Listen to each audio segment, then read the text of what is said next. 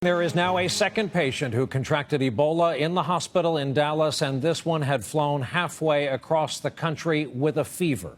Like the other patient hospitalized, she is a nurse, Amber Vinson, age 29, also cared for the man who later died of Ebola, Thomas Duncan.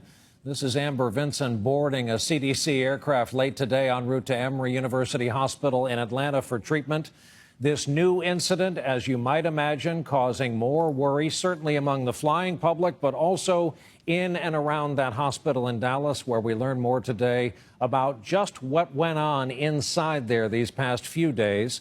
We've got it all covered, and we begin tonight once again with NBC's Kate Snow at the hospital in Dallas. Kate, good evening.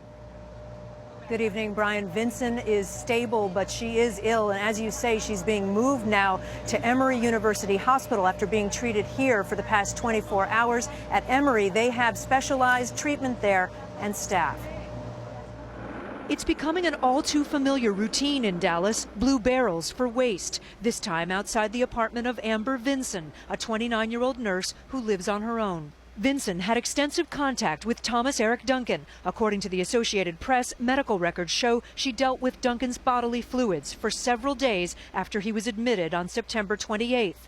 12 days later, this past Friday, she flew from Dallas to Cleveland to visit her mother and fiance in the Akron area and plan her upcoming wedding. On Monday night, she flew back to Dallas. By early the next morning, she went to the hospital. Today, the head of the CDC said she never should have flown because she treated an Ebola patient and she had a low fever when she boarded the plane Monday. She should not have traveled on a commercial airline. But a top Dallas County official said no one told the nurse not to fly. The CDC did not direct Presbyterian or anyone else to restrict travel. The CDC did not tell the hospital to tell their staff not to travel.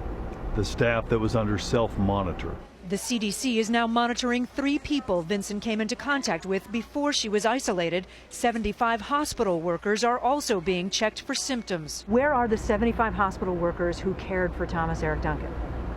So most of them are on furlough, but some of them who have agreed to do so, since they've already been exposed, are involved in the treatment of Nina and Amber. Tuesday night, a labor group that represents nurses relayed what it said were the grievances of anonymous nurses who say they were involved in treating Duncan when he arrived in an ambulance. Mr. Duncan was left for several hours, not in isolation, in an area where other patients were present. For at least 3 days, they said nurses did not wear full protective gear, but flimsy generic gowns. Today, the CDC director said the use of protective gear varied inside the hospital, some workers putting on multiple layers, thinking that would protect them more. In fact, by putting on more layers of gloves or other protective clothing, it becomes much harder to take them off, and the risk of contamination during the process of taking these gloves off gets much higher.